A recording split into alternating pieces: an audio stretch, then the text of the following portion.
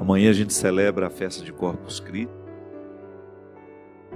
É a oportunidade que nós temos de pensar e celebrar.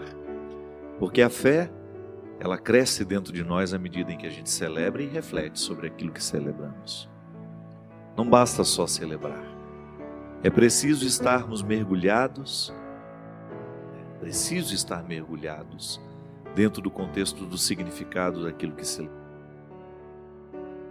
Celebrar o corpo de Cristo é recordar a presença real de Jesus através da Eucaristia e pensar o desdobramento concreto desta celebração que eu tenho a graça de presidir por ser padre, mas que começou no início da igreja, no contexto familiar, era dentro de casa, que a Eucaristia era celebrada. É bonito a gente recordar as origens do cristianismo. Era o pai, a mãe, os filhos, recordando o mistério que atualizava a presença de Jesus entre eles. Isso pode continuar entre nós hoje. Não é a mesma Eucaristia que a gente celebra lá na igreja, mas é um desdobramento dela. É tão significativo o pai ensinar ao filho o mistério da continuidade de Jesus eucarístico em nós, porque quando nós celebramos o mistério do corpo e sangue de Cristo, nós celebramos o mistério de sermos a continuidade deste corpo e sangue na história. Sim, porque a frase "tomai e comei, isto é o meu corpo que é dado por vós", tem um desdobramento também que nós precisamos compreender. Isto é o meu corpo. É Jesus que diz a mim, isto é o meu corpo. Mas eu também digo a ele, isto é o meu corpo onde o Senhor tem a oportunidade de viver. A Eucaristia tem o seu significado mais. O corpo também é dado por vós. É no nosso corpo que ele continua. Nós encarnamos, somos a continuidade do mistério da encarnação. A Eucaristia continua em nós o mistério da encarnação. É assim que o cristianismo ganha força.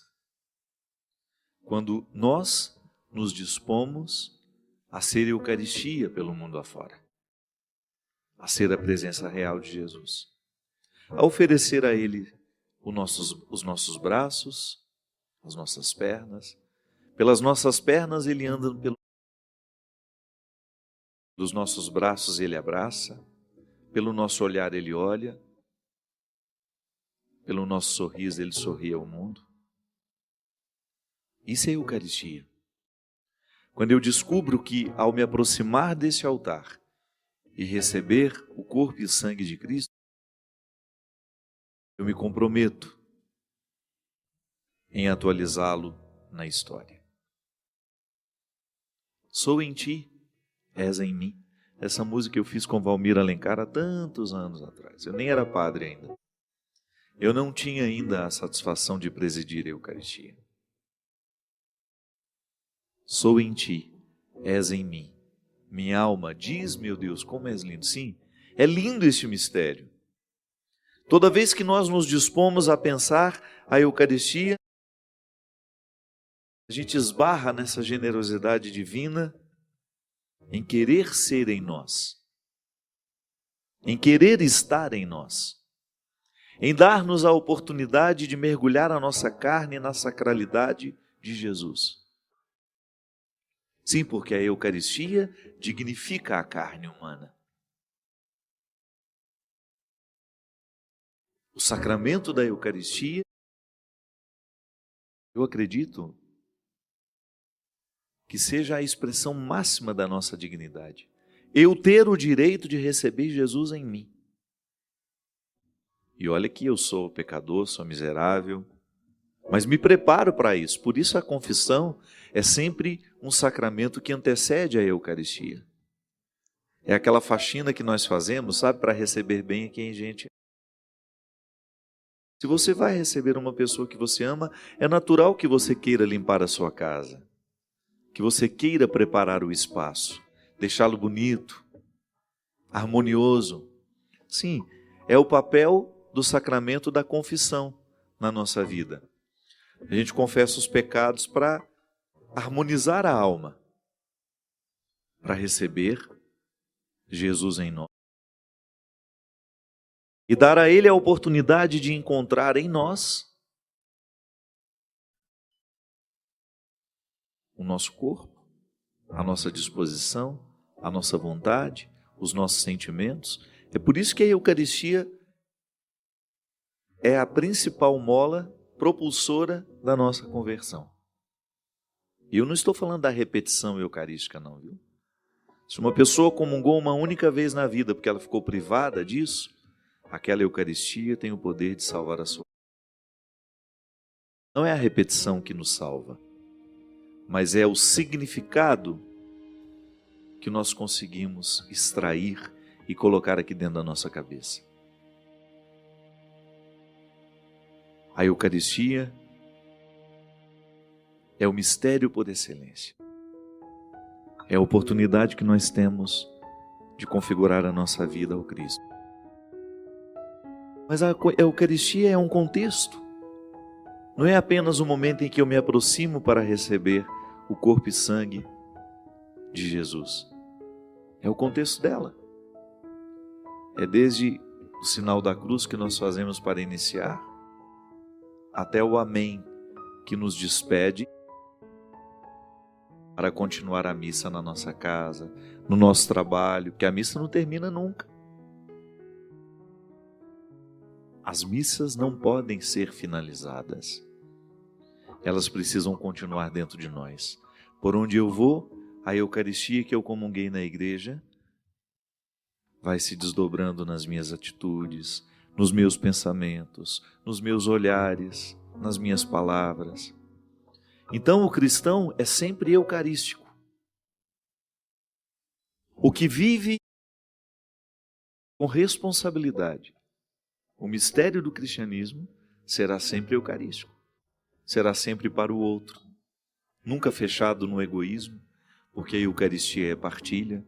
Eu não tenho como me aproximar da Eucaristia e me negar depois a viver a minha partilha. Jesus me dá a oportunidade de tê-lo em mim, não para eu trancafiá-lo nos meus egoísmos e nas minhas vaidades pessoais. Ele se dá a mim para que eu tenha a oportunidade de oferecê-lo aos outros. Hoje mesmo, eu recebi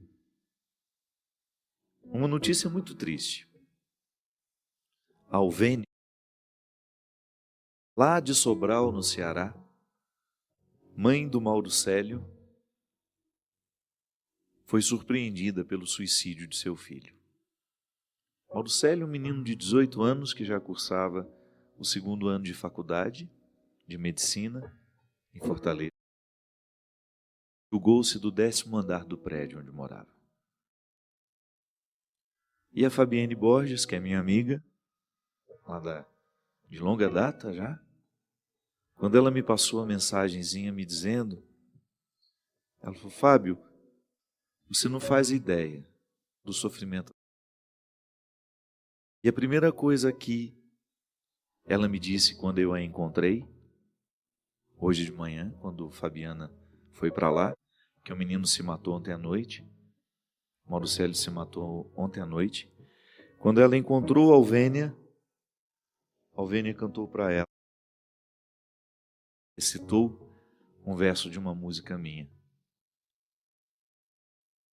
Uma música que se chama Perdas Necessárias, onde eu digo que o silêncio se transforma em espera. E ela disse que naquele momento ela gostaria de falar comigo.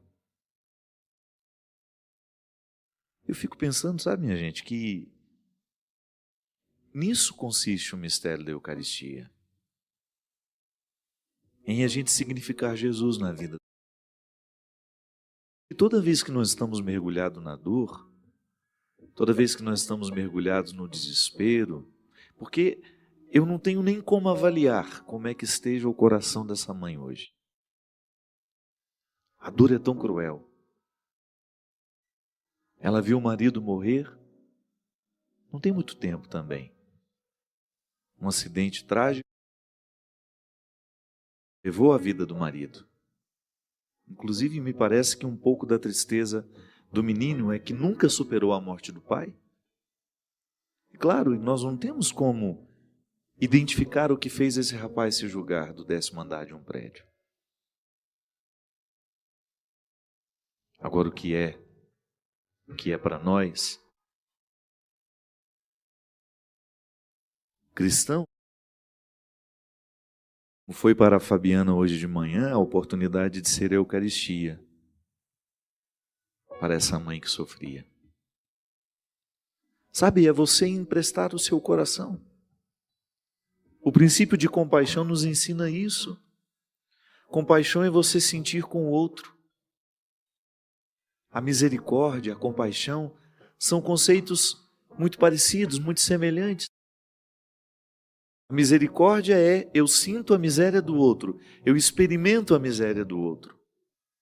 A compaixão é isso, eu vivo a paixão do outro. Eu estou com o outro no momento da sua paixão. Eu sou do outro no momento do seu sofrimento e da sua luta. Isso é Eucaristia.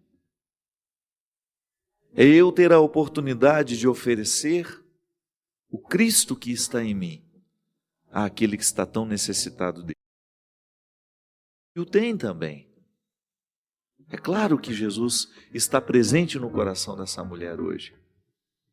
Mas é que a dor é tão aguda que ela precisa do Cristo que está no outro. Porque nós precisamos de abraços nesta hora, minha gente. É humano. Eu me lembro que no velório da minha irmã, cada vez que chegava um amigo de verdade, era como se Deus estivesse me amparando através dele. Os conhecidos nessa hora são importantes também, claro. Mas quem nos ampara nesta hora são os amigos verdadeiros. Quando você vê adentrar alguém, sabe que em outros momentos da sua vida já foram misericordiosos com você, isso é, experimentaram a sua miséria ao seu lado. Foram capazes de viver as suas paixões. Teve compaixão. Foram capazes de mergulhar nos mistérios do seu coração e do seu Senhor. São as pessoas que nos marcam, porque são Eucaristias para nós em muitos momentos da nossa vida. Trazem-nos o corpo de Cristo, trazem-nos o abraço de Cristo, trazem-nos o olhar de Cristo, trazem-nos a palavra de Cristo. Sim, a Eucaristia é tudo isso. A oportunidade que Jesus tem de estar em nós, de viver em nós, de falar por nós, através de nós. Isso é tão lindo, é tão misterioso, é tão profundo. E a gente vai pensar a maneira como tantas vezes nós encaramos a missa, né? Que é a oportunidade magna de receber Jesus Eucarístico. Embora eu possa experimentá-lo também através da palavra, a palavra de Deus, o Evangelho é a presença real de Jesus. Mas quando eu estou ali naquele contexto de celebração, às vezes eu vivo aquilo de maneira tão superficial, às vezes eu vivo aquilo de maneira tão artificial. Não, é a oportunidade que eu tenho de habilitar o meu coração para ser, para a Alvânia, essa Eucaristia. Alvênia. Só conferir. É isso, Alvênia. É a oportunidade que eu tenho de me preparar para ser para o outro. Então eu vou participar da Eucaristia e quando eu volto para casa, seria um testemunho natural ser Eucaristia para aqueles que estão lá. Voltar trazendo Jesus, nas palavras, no olhar, nos assuntos que a gente puxa. Oferecer ao outro o Cristo que recebemos. Então, o Corpus Christi não é só a festa em que nós enfeitamos os tapetes para que Jesus venha eucaristicamente passar pelas ruas da nossa cidade. Não. É muito mais do que isso. É a oportunidade que a gente tem de pensar essa parceria que Deus resolveu estabelecer com o mundo através de seu Filho. Deus está em mim. Deus está em você. Eucaristicamente podemos dizer, Ele vive entre nós. Ele vive em nós. Tenho a oportunidade de radicalizar. Isso é, colocar na raiz da minha vida a presença real de Jesus.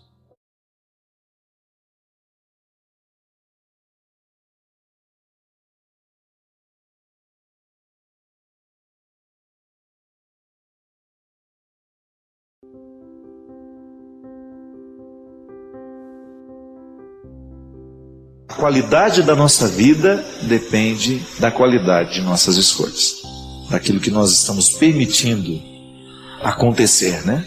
Daquilo que estamos aceitando. Às vezes as escolhas são livres, às vezes não, mas é aí que entra essa capacidade de lucidez para olhar para a vida. Onde é que eu estou sendo livre? Engraçado, minha gente. Muitas vezes a nossa liberdade precisa ser libertada também. Pode parecer contraditório isso, né? Como é que eu faço a minha liberdade ser livre? Porque eu sou livre. Eu tenho a possibilidade de colocar essa imagem aqui, de ir ali, de fazer isso, de fazer aquilo. Claro, você vai ampliando o conceito de liberdade. Vai chegar um momento que você vai ter limites. Eu não posso chegar aqui e bater esse microfone na cabeça do Christian, por mais que eu sinta vontade. Às vezes. Não hoje. Você está bonzinho, ultimamente. Brincadeira. Mas eu tenho limites, né? O outro, o Emmanuel Levinas, um filósofo judeu, que tem uma reflexão belíssima sobre o humanismo do outro homem, né? Ele diz que o outro é sempre epifania, manifestação que nunca pode ser esgotada. Então Levinas vai dizer que o ser humano é o totalmente outro. Por mais que eu tente, eu vou ter sempre o limite, porque ele é um mistério. Então eu tenho... A minha liberdade, ela tem esses limites. Mas eu sou um homem livre. Eu, no contato com o outro, eu vou ter essa consciência de que o outro é o totalmente outro. Eu não tenho o direito. E em muitos aspectos da vida do outro, eu não tenho o direito de interferir. Mas a gente vai sendo livre, a gente vai tomando consciência dessa liberdade e a gente vai agindo sobre ela. Porque muitas vezes, quando eu acho que estou sendo livre, na verdade eu estou sendo prisioneiro de mim mesmo. Isso é estranho. Nem sempre eu consigo compreender quando é que, achando que estava sendo livre, eu estava me prendendo. Só a vida, às vezes. Às vezes a experiência do distanciamento, né, que é uma boa regra para a gente compreender o outro e a nós mesmos, é você tomar uma certa distância. O tempo ajuda isso. Quando você olha para o passado e fala, meu Deus do céu, eu achava que eu estava sendo livre naquela hora, mas na verdade eu estava me acorrentando. Muitas pessoas percebem isso no momento que analisam os relacionamentos que assumiu. Quando livremente trouxe aquela pessoa para a sua vida e depois descobriu que, ao agir com liberdade e trazer aquela pessoa, ela na verdade estava se amarrando, estava cerceando a própria liberdade. Aí a teologia nos ensina, a antropologia teológica nos ensina, que há uma liberdade que é a mais profunda que nós podemos observar na vida humana, que é dom de Deus na nossa vida, que precisa ser libertada. Eu sou livre, mas preciso libertar essa minha liberdade de tudo aquilo que a condiciona. E é por isso que, se você vai mergulhar no mistério dos evangelhos, você vai encontrar sempre Jesus ensinando a ser livre, a libertar a liberdade. São Paulo fala disso com muita mestria na carta aos Gálatas. A carta aos Gálatas, para mim, é o texto mais bonito da Sagrada Escritura. Ela fala do início ao fim de tudo isso que nós estamos falando agora, da beleza da liberdade que a vida cristã propõe.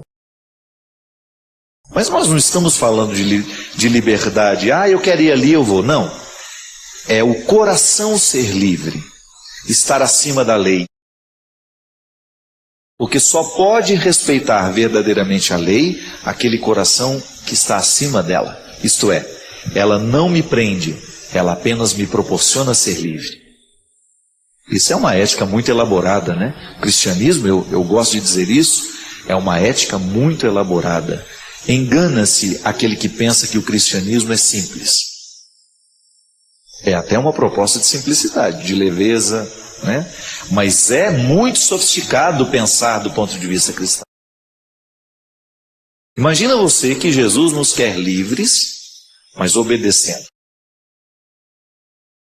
as regras. Aquilo que eu preciso compreender como normativo para a vida ser boa para todo mundo. O que é a regra social? É um normativo para que a vida seja boa. Para que nós temos que exercer a nossa cidadania? Porque eu sei que eu não tenho o direito de julgar um lixo num espaço que é público. Eu não tenho o direito de banalizar ou de pensar que o espaço público é meu. Então, ao usar com limite, eu estou sendo livre.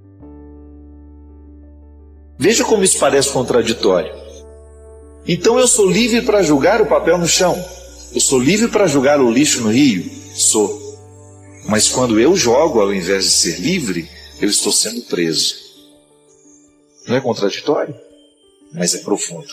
Veja bem. Se eu sei que há uma regra de que aquele rio não pode ser poluído, eu posso julgar.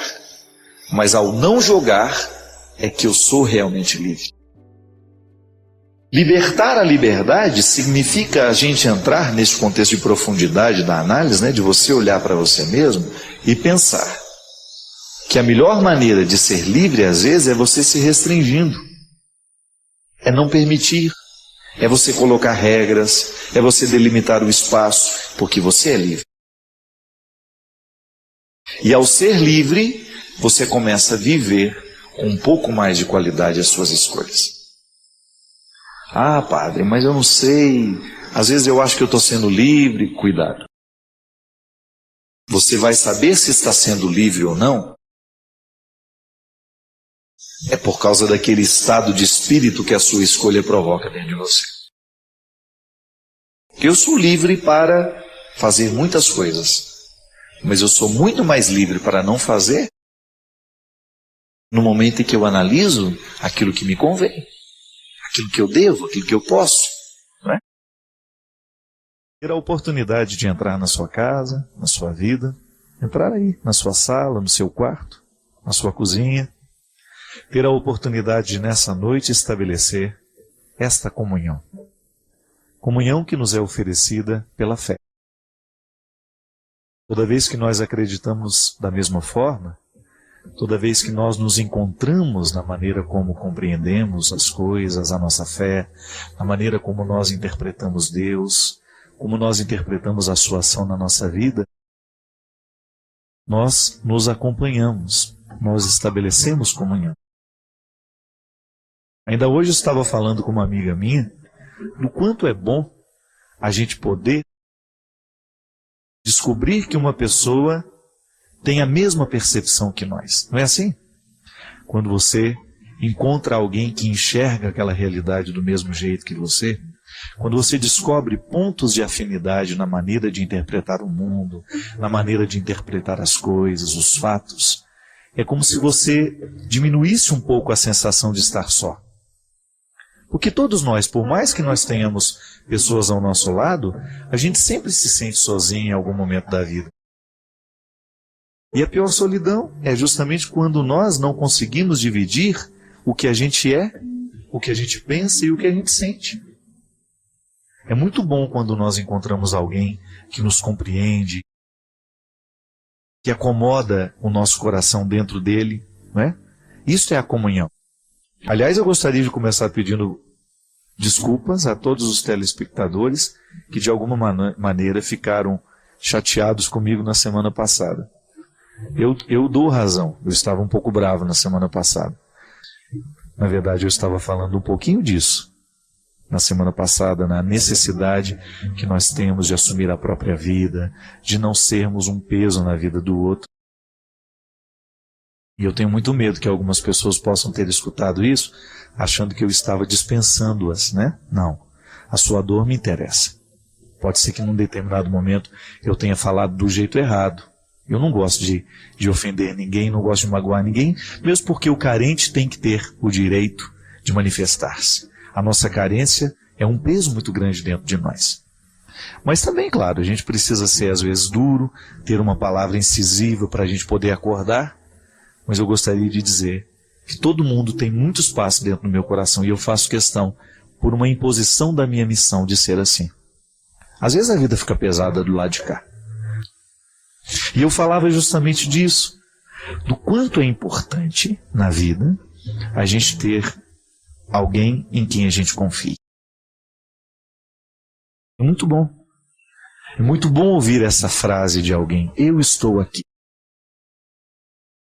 No momento da fraqueza, no momento da fragilidade, no momento do sofrimento, a gente olhar para o lado e a gente poder saber que existe alguém pronto para estar conosco. Você sabe que a grande sedução de Jesus, a grande sedução que ele exercia na vida das pessoas, era justamente estabelecer-se como uma presença real, concreta. Era um amigo de verdade. Um Deus manifestado humanamente, extremamente terno, amoroso, misericordioso. Porque na vida nós precisamos disso. Nós precisamos de alguém que esteja disposto a ouvir o nosso conflito, o nosso dilema. E quem sabe, nos ouvindo, nos dê uma palavra, e ao nos dar essa palavra, diminua a nossa solidão. Muito bom quando a gente encontra alguém que compreende o que a gente está sentindo. Muito bom quando na vida a gente tem essa sorte.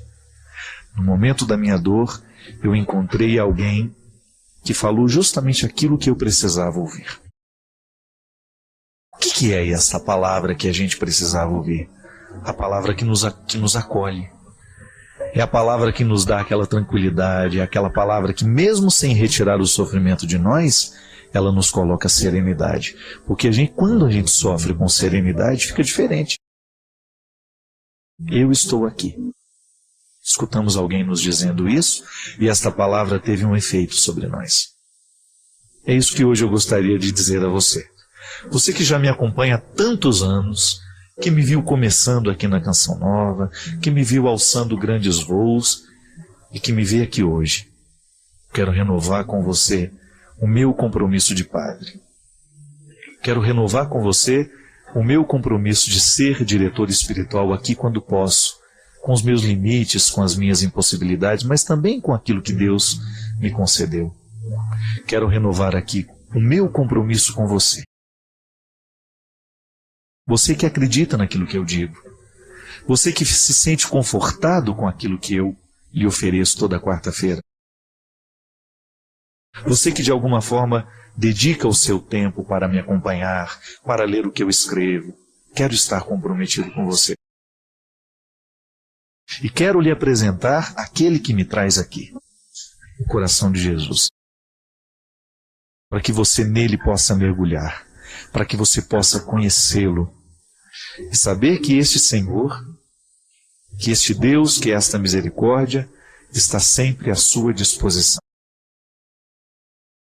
Para que você nela possa mergulhar e nela você possa se tornar ainda melhor.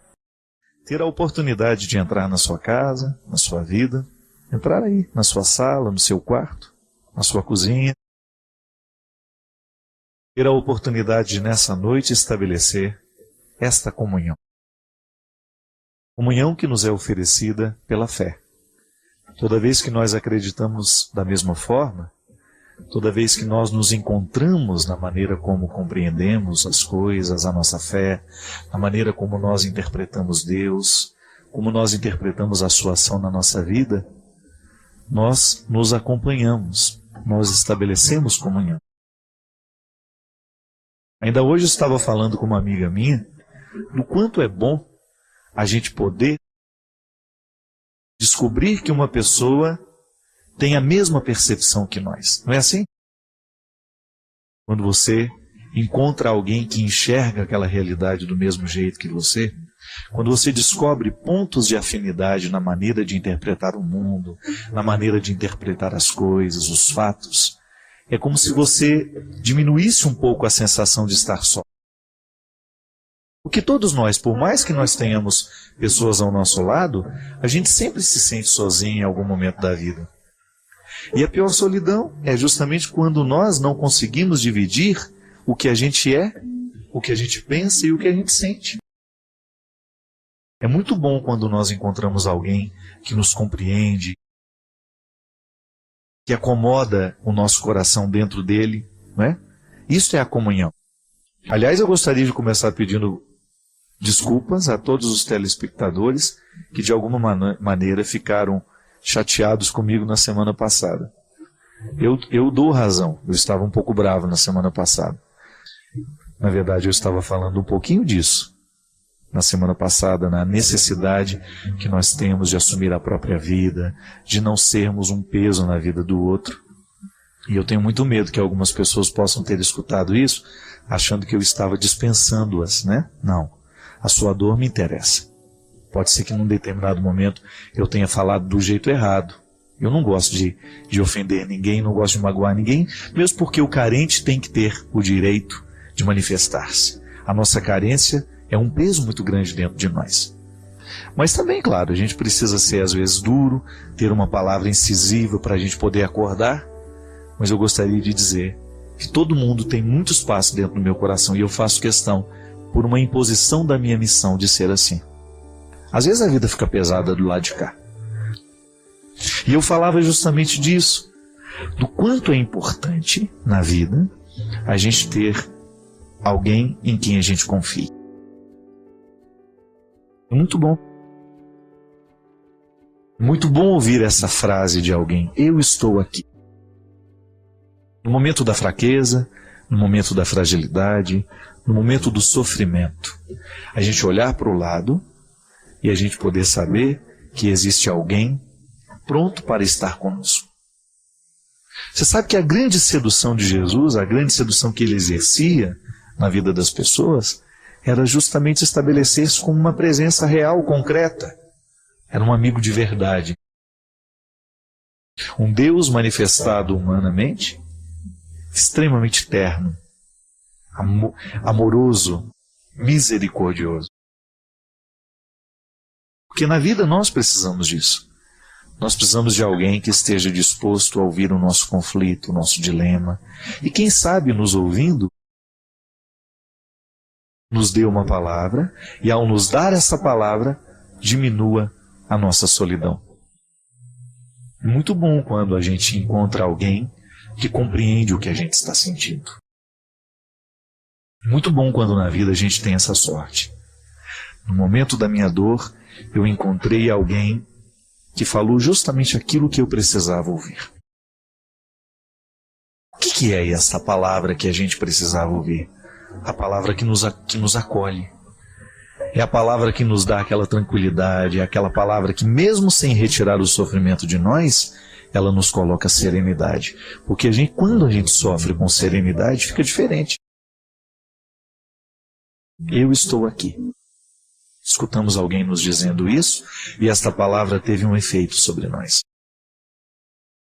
É isso que hoje eu gostaria de dizer a você. Você que já me acompanha há tantos anos, que me viu começando aqui na Canção Nova, que me viu alçando grandes voos, e que me vê aqui hoje. Quero renovar com você o meu compromisso de pai. Quero renovar com você o meu compromisso de ser diretor espiritual aqui quando posso, com os meus limites, com as minhas impossibilidades, mas também com aquilo que Deus me concedeu. Quero renovar aqui o meu compromisso com você. Você que acredita naquilo que eu digo. Você que se sente confortado com aquilo que eu lhe ofereço toda quarta-feira. Você que de alguma forma dedica o seu tempo para me acompanhar, para ler o que eu escrevo. Quero estar comprometido com você. E quero lhe apresentar aquele que me traz aqui, o coração de Jesus. Para que você nele possa mergulhar, para que você possa conhecê-lo e saber que este Senhor, que este Deus, que esta misericórdia está sempre à sua disposição, para que você nela possa mergulhar e nela você possa se tornar ainda melhor.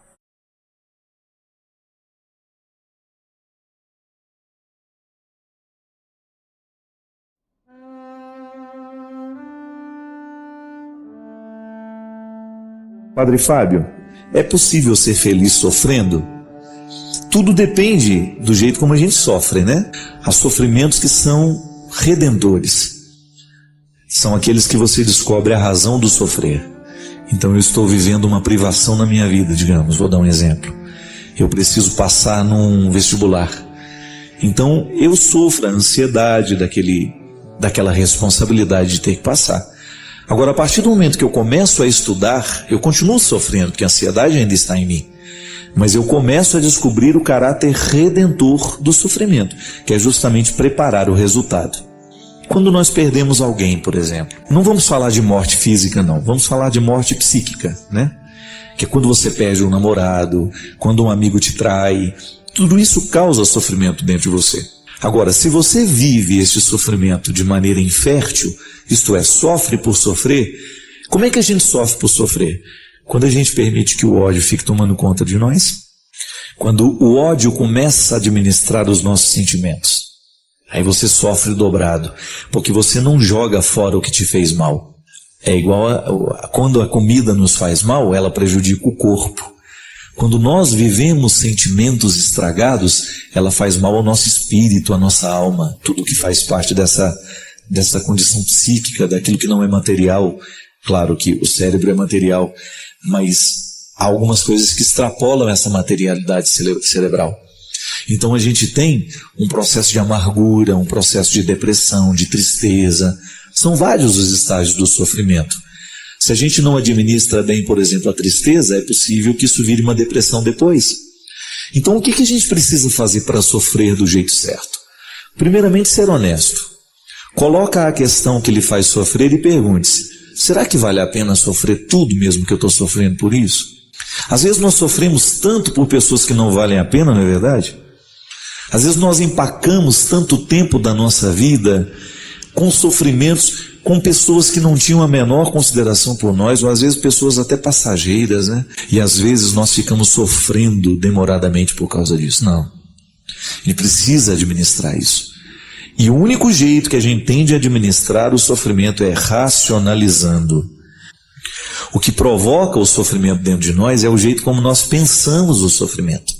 Uma ideia vai me fazer mal à medida em que eu alimento essa ideia dentro de mim. Agora, se eu reconstruo, se eu substituo a ideia que me faz mal por uma ideia que me faz bem, então eu começo a superar a dor, eu começo a superar o sofrimento. Então a gente pode sim buscar esta realização, a gente pode ser feliz mesmo no momento do sofrimento. Basta que você olhe o sofrimento de um jeito novo, de um jeito diferente, e não fique se amargurando tanto, estendendo demais no tempo a experiência que poderia ser muito bem curta. Às vezes nós encontramos pessoas que não fazem a amizade com a vida. A gente tem que fazer esse pacto com a vida todos os dias, minha gente. Todo mundo sofre. Não adianta você pensar que é um privilégio seu você sofrer. Não é. Nós sofremos o tempo todo por questões que são nossas. Agora, você já imaginou se nós vamos parar a nossa vida porque a gente está sofrendo? Então o mundo não vai caminhar mais.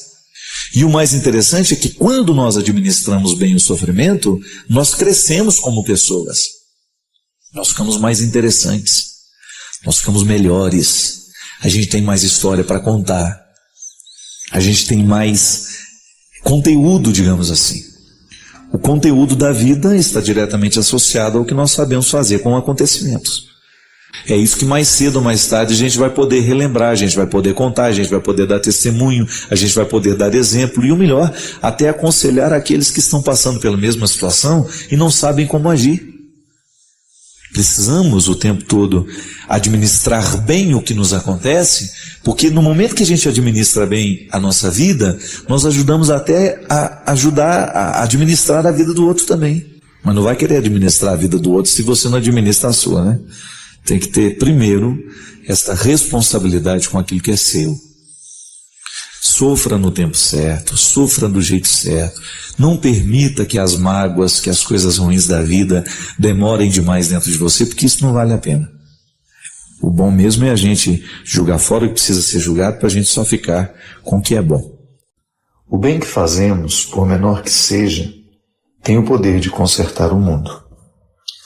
Nós já sabemos que tudo aquilo que nós realizamos repercute.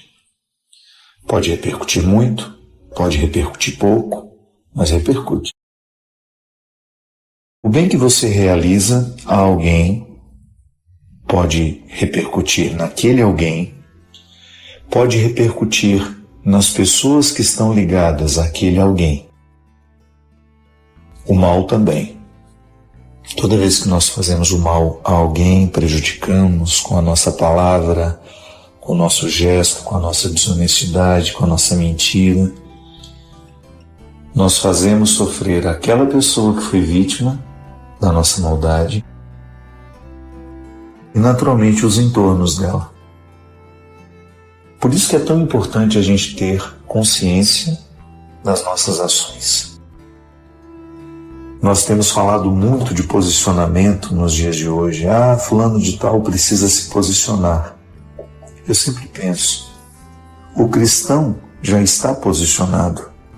O cristianismo é um posicionamento. Porque não dá para ser cristão e ser a favor da mentira, da desonestidade, do roubo.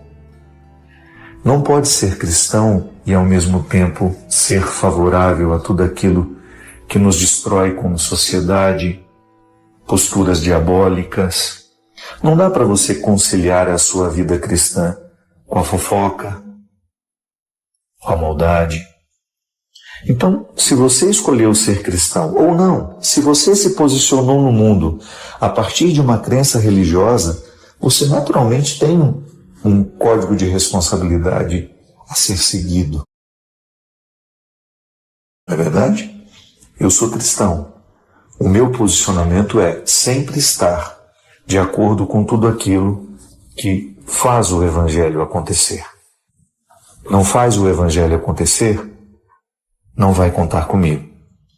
Este é meu esforço diário. Sou muito falho, claro, mas eu luto para que o meu posicionamento seja sempre o Evangelho.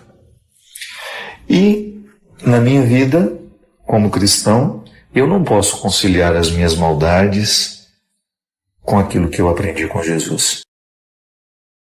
Jesus passou no mundo fazendo o bem, sempre, acolhendo a todos, curando os que estavam diante dele, os que solicitavam a sua intervenção. Jesus passou reconciliando os corações, reintegrando pessoas que se sentiam excluídas pelos seus pecados, pelas suas misérias. Jesus passou fazendo o bem. E a minha missão é esta. E eu tenho certeza que mesmo que você não professe o cristianismo, a sua religião lhe sugere fazer o bem a quem passar por você. E é tão lindo ver a corrente do bem se fortalecendo, crescendo.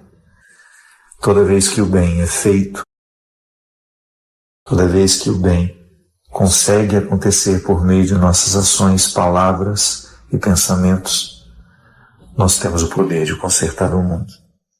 O bem que fazemos, por menor que seja, tem o poder de consertar o mundo. Nós já sabemos que tudo aquilo que nós realizamos repercute. Pode repercutir muito, pode repercutir pouco, mas repercute. O bem que você realiza a alguém pode repercutir naquele alguém, pode repercutir nas pessoas que estão ligadas àquele alguém. O mal também. Toda vez que nós fazemos o mal a alguém, prejudicamos com a nossa palavra, com o nosso gesto, com a nossa desonestidade, com a nossa mentira, nós fazemos sofrer aquela pessoa que foi vítima da nossa maldade e naturalmente os entornos dela. Por isso que é tão importante a gente ter consciência das nossas ações. Nós temos falado muito de posicionamento nos dias de hoje. Fulano de tal precisa se posicionar. Eu sempre penso, o cristão já está posicionado. O cristianismo é um posicionamento. Porque não dá para ser cristão e ser a favor da mentira, da desonestidade, do roubo.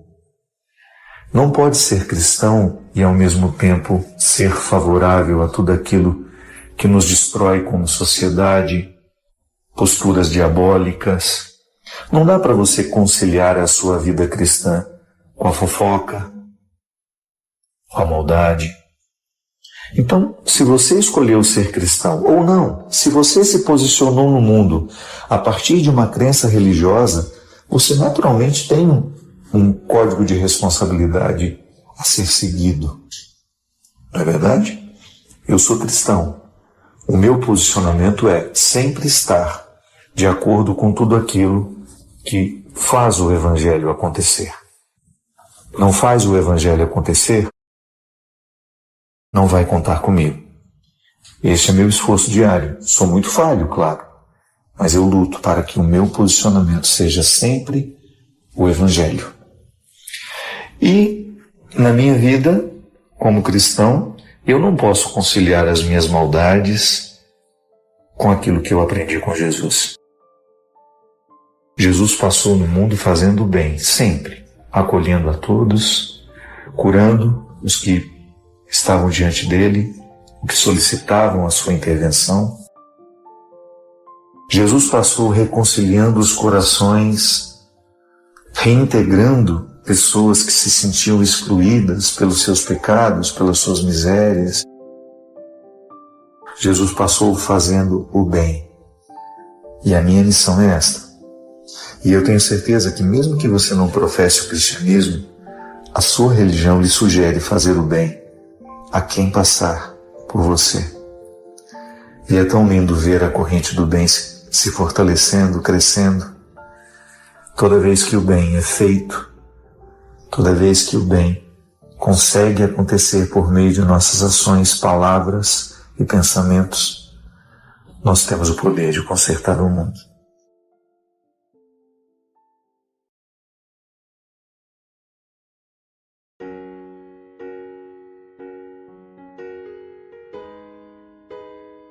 Amor não é um acontecimento fácil. Por mais que nós tenhamos isto como dom em nós, você, na sua vida e na sua experiência prática, sabe o quanto dói amar. Porque amor é isso. Amor é um acontecimento que se eterniza em nós pela própria força de ser Ele o que é. E o amor não pode conceber infelicidade.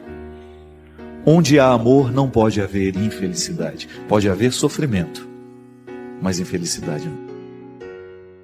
Mas na vida nós temos duas possibilidades.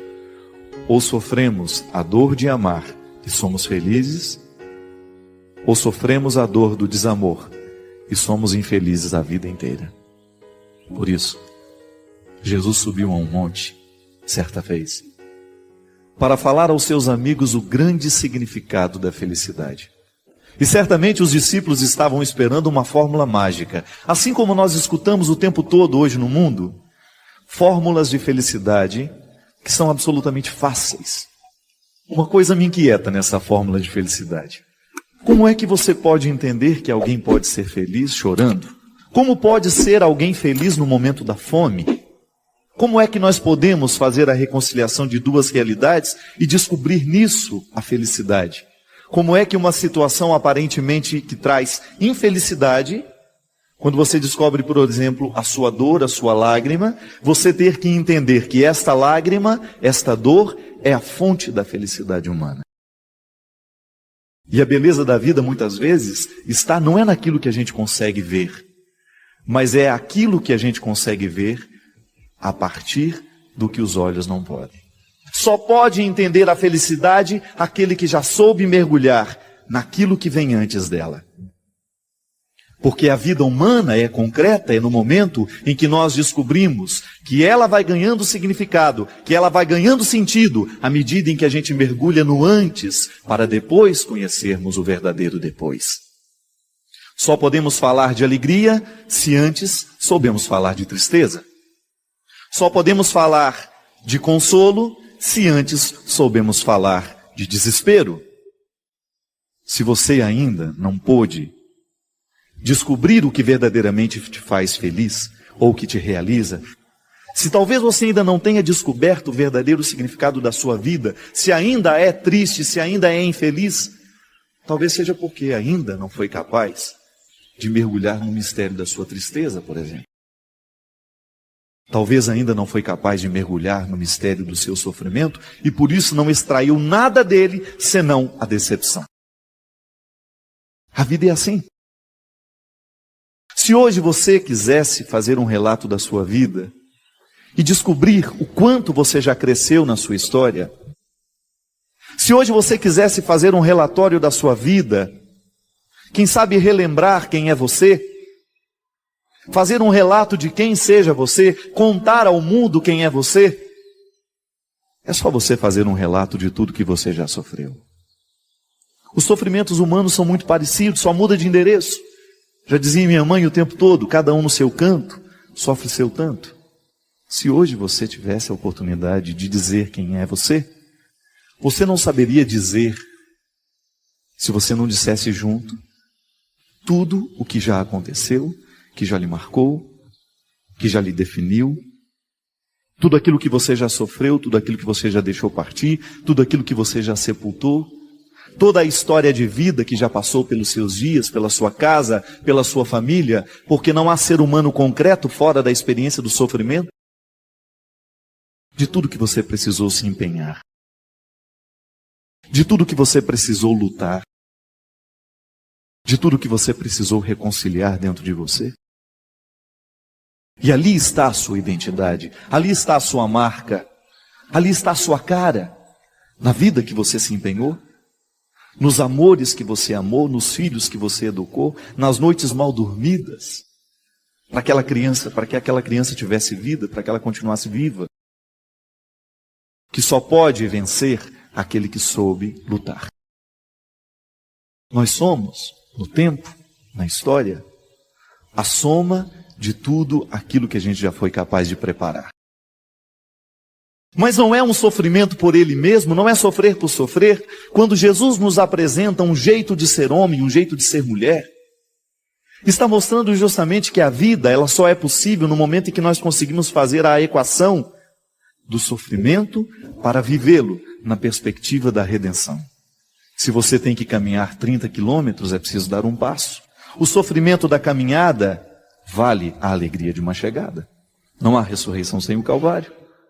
Há também uma história interessante.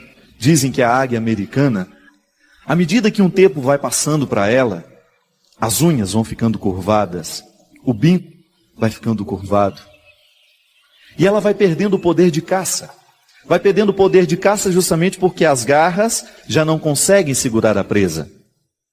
O bico já não consegue comer direito. E então, naquele momento, depois de ter vivido um bom tempo da sua vida, ela tem que tomar uma decisão.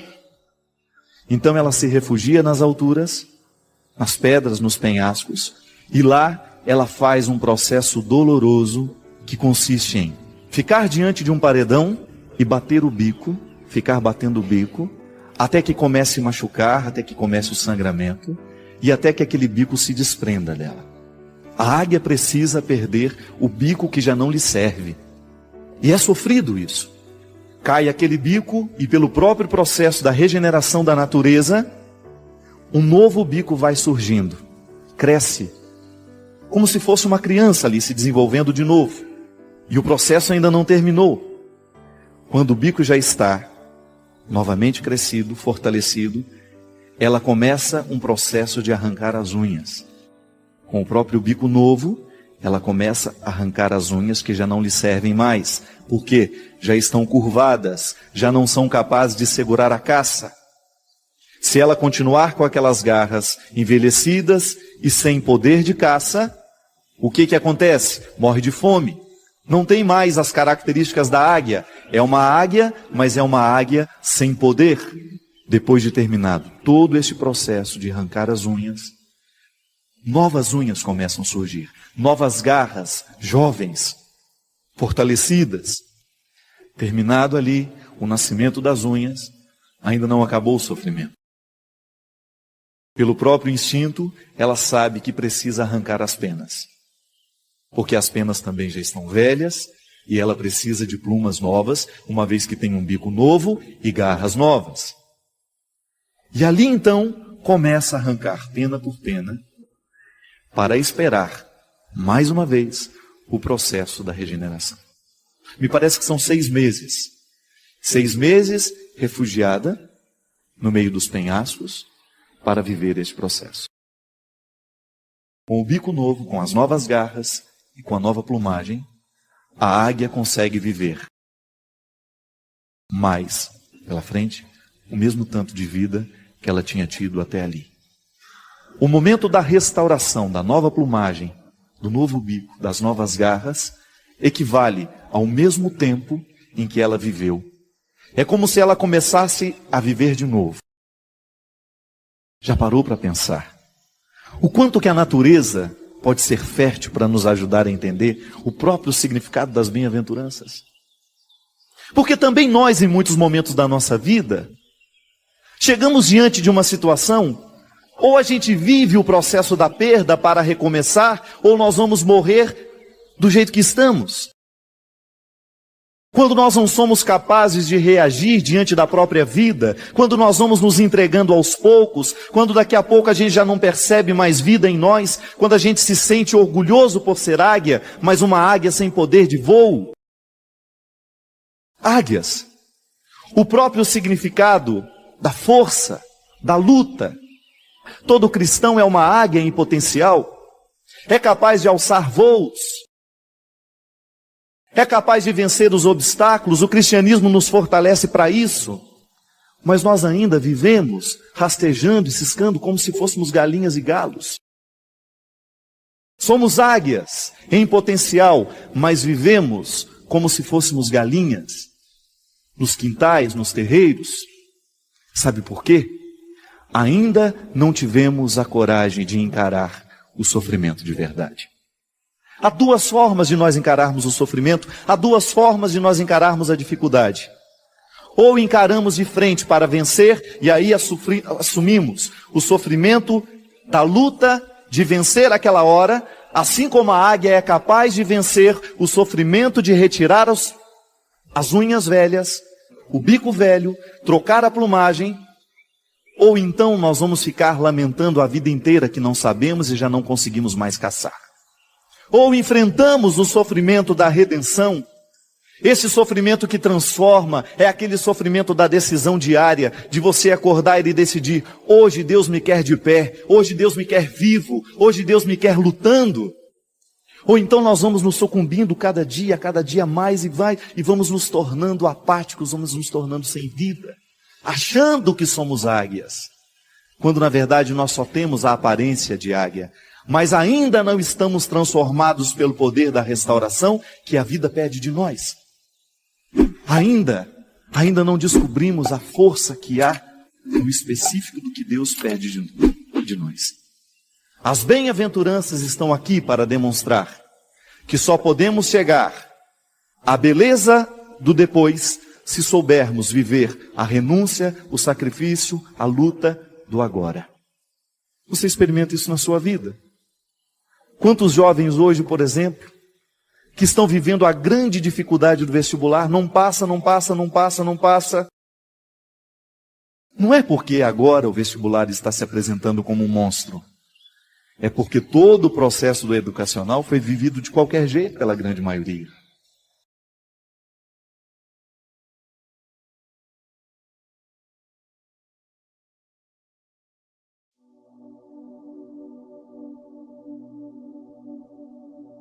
Padre Fábio, a pessoa não quis se identificar. Ela fala assim: ajudei muito uma pessoa e fui traído por ela. Essa pessoa foge de mim o tempo todo e ainda por cima, padre, me deve dinheiro. O que eu devo fazer? Pudesse pelo menos recuperar o dinheiro perdido. Mas você sabe que às vezes eu fico pensando que existe um prejuízo muito pior do que o financeiro, que é justamente a raiva. Eu me lembro que já passei algumas experiências na minha vida em que eu me sentia prejudicado por alguma coisa que o outro me fazia, e porque eu não era capaz de esquecer o que o outro me fazia, ou me fez, eu estendia aquele malefício durante tempos na minha vida, porque eu era muito rancoroso. Hoje, graças a Deus, às vezes eu me magoo com uma situação, 4, 5 dias depois já não lembro mais o motivo. Sei que eu fiquei magoado, mas não lembro mais o motivo.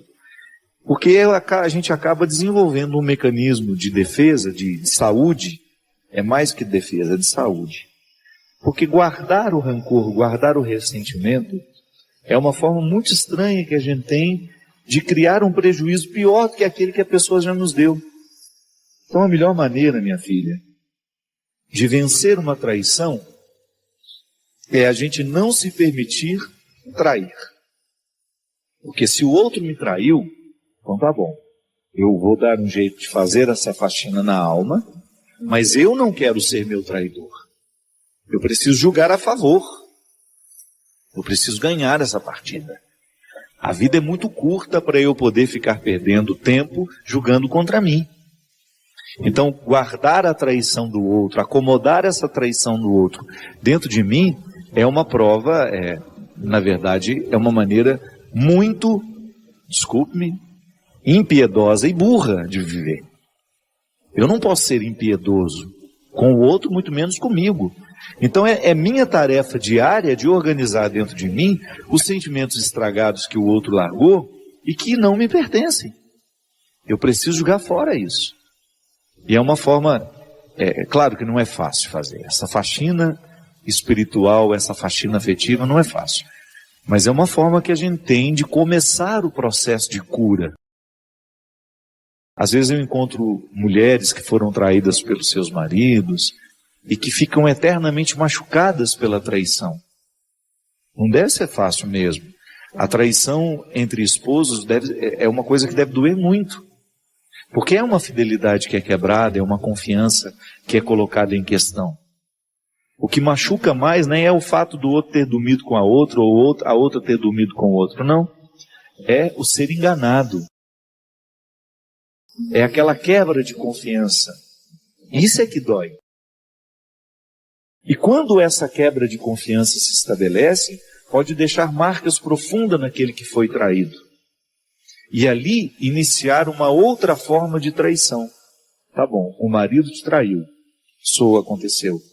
Agora você não pode se trair.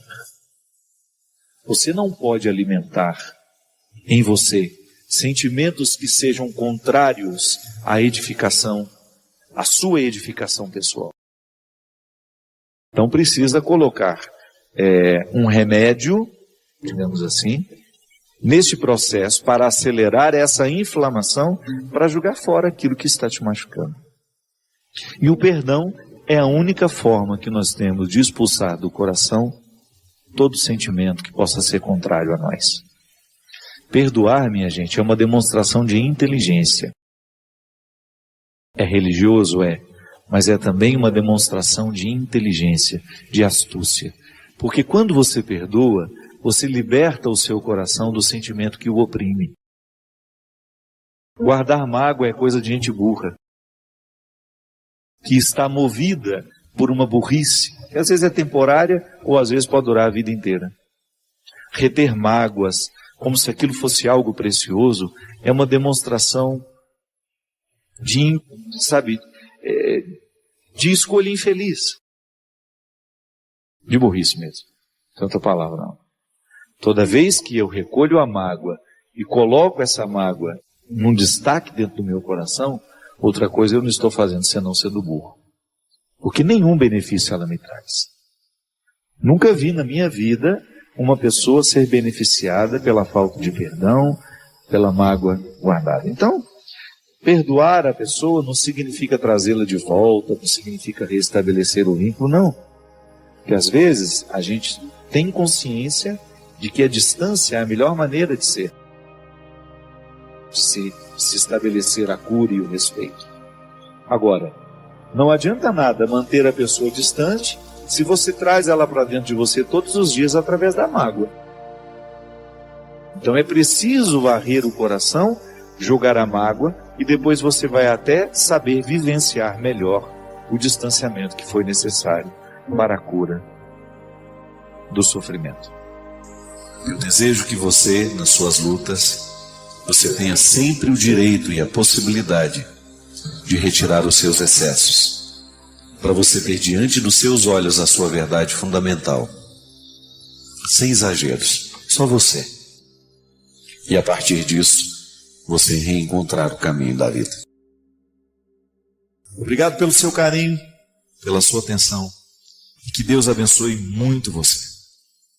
Que Deus derrame sobre o seu coração, sobre a sua casa, sobre a sua vida, a disposição que caracterizou o coração de Nossa Senhora, para que, exemplo dela, a gente também possa ser um cristão de verdade, levando sempre Jesus no colo, para apresentá-lo àqueles que ainda não o conhecem. Derrame sobre nós a bênção do Deus Todo-Poderoso, Pai, Filho e Espírito Santo. Amém. E hoje, motivado pela viagem da Terra Santa, que hoje é a primeira oportunidade que eu tenho de estar com vocês, depois de ter pisado no solo, o mesmo que viu Jesus crescer, talvez uma das experiências mais bonitas que nós podemos viver como pessoas, que é justamente a gente conhecer a pessoa a partir da geografia. A gente ter a possibilidade de visitar a terra de Jesus, assim como a gente ter a possibilidade de visitar a terra de um grande amigo. Você olha para aqueles lugares onde ele cresceu, os lugares que certamente ele frequentou, as coisas que encantaram os seus olhos, que encheram os seus olhos. De alguma maneira a gente começa a conhecer um pouquinho mais o amigo da gente.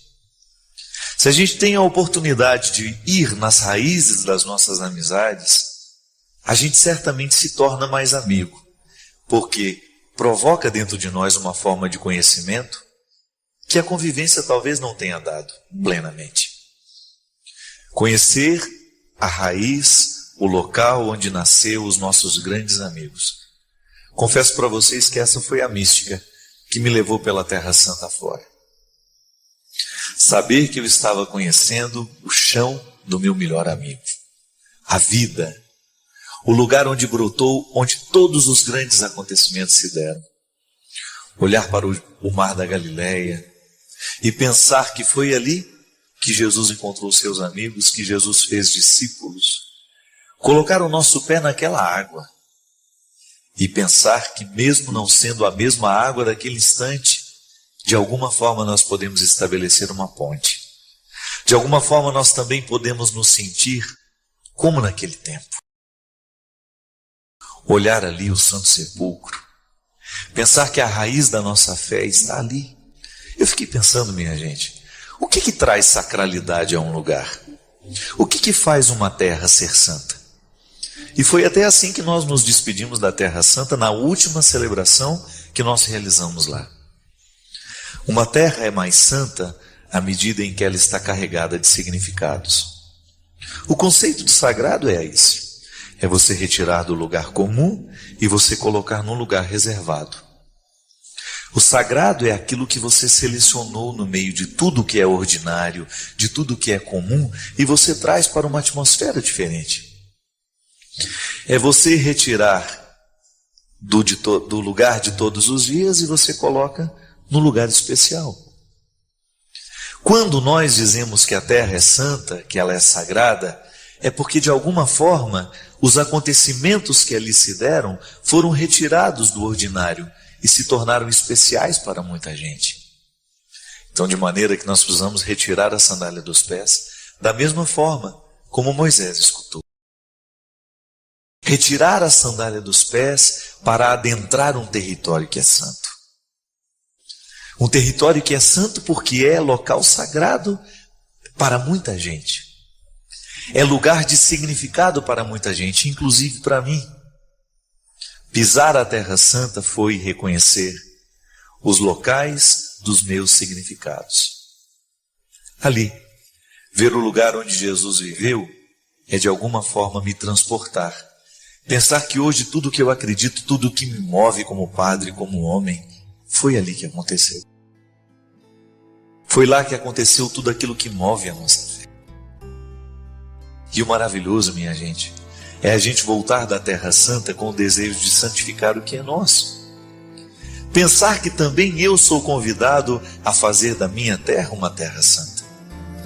Descobrir no solo da minha casa, no chão da minha casa, a mesma sacralidade que há na Terra Santa, porque somente a fé, o significado, é capaz de fazer estabelecer essa ponte entre o meu coração e a Terra Santa que eu pisei.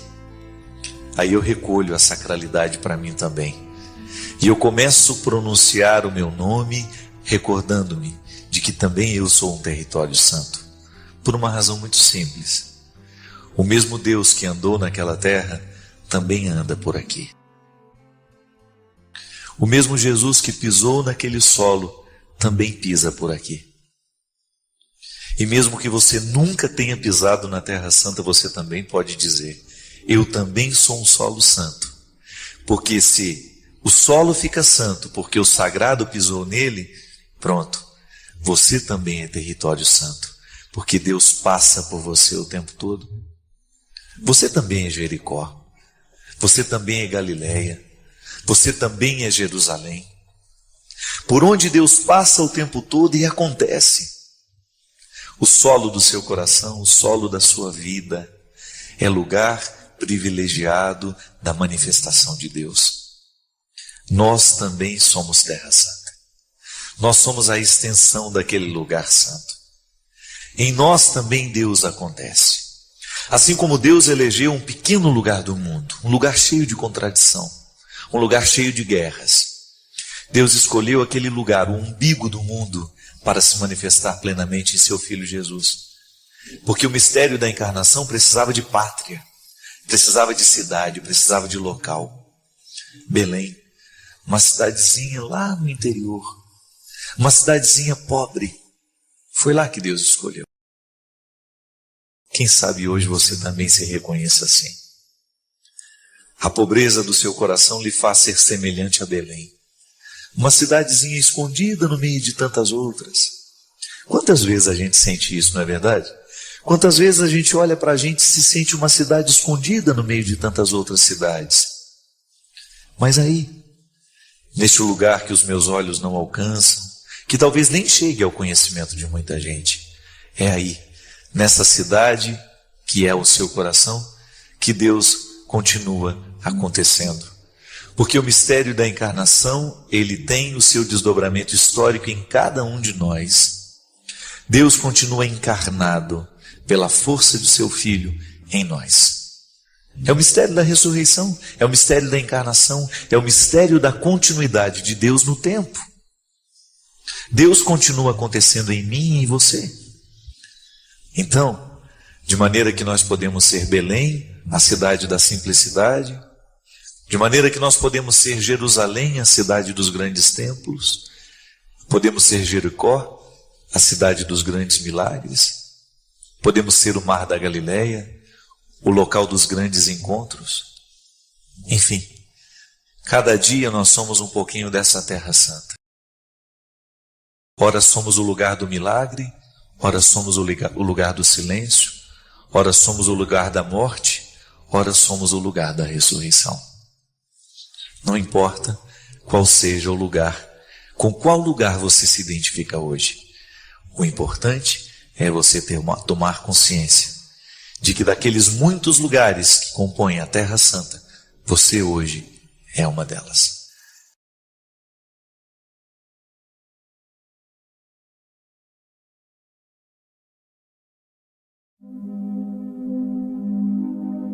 Apoie o nosso trabalho. Like, inscrição e compartilhamento. Coloque o seu pedido de oração nos comentários.